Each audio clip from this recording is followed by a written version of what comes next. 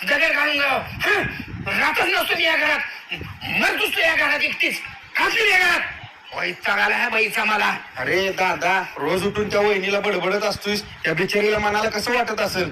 अरे तुझं नाकाला शिंबूड काढायला येत नाही तू, आणि तू मला शहाणपणा शिकवतोस होय. लावलं एक तर माग. ए दादा राहू दे, यांना लय शहाणा झालंय.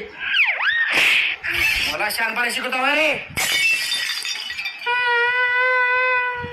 मॅडम, काय झालं रडायला? कशाला रडताय? मला सांगा की. मला नाही सांगणार मग कोणाला सांगणार? काय झालं सांगा.